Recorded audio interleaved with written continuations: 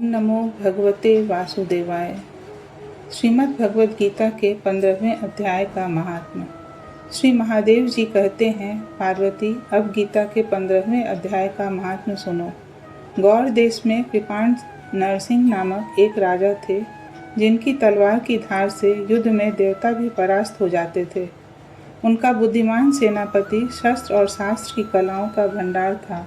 उसका नाम था सरल मेरुदंड। उसकी भुजाओं में प्रचंड बल था।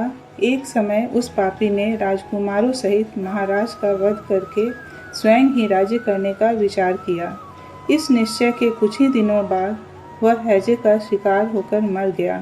थोड़े समय में वह पापात्मा अपने पूर्व कर्म के कारण सिंधु देश में एक तेजस्वी घोड़ा हुआ।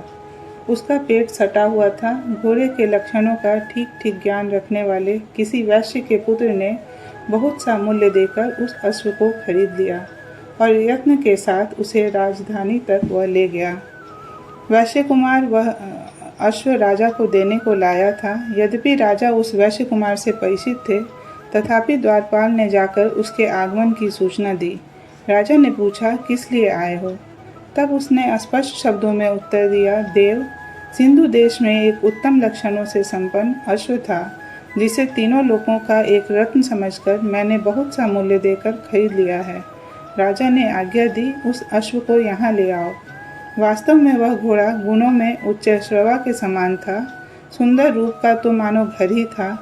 शुभ लक्षणों का समुद्र जान पड़ता था।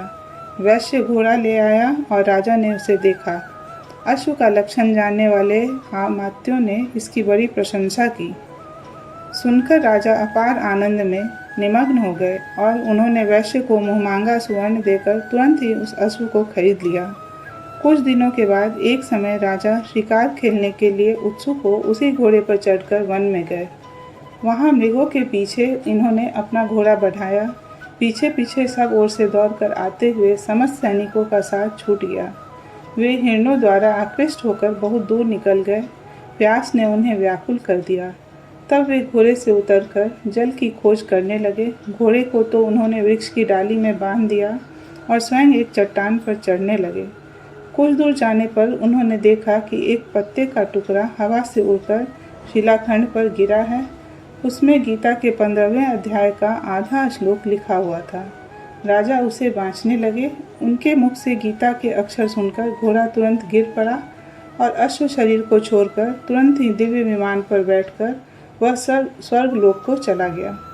तत्पश्चात राजा ने पहाड़ पर चढ़कर एक उत्तम आश्रम देखा, जहाँ नागकेसर, केले, आम और नारियल के वृक्ष लहरा रहे थे। आश्रम के भीतर एक ब्राह्मण बैठे हुए थे, जो संसार की वासनाओं से मुक्त थे।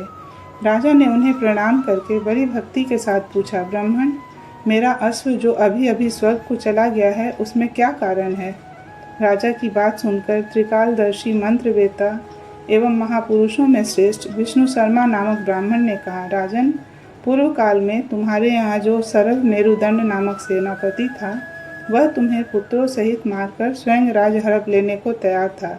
इसी बीच में हैजे का शिकार होकर वह मृत्यु को प्राप्त हो गया। उसके बाद वह उसी पाप से घोड़ा हुआ था।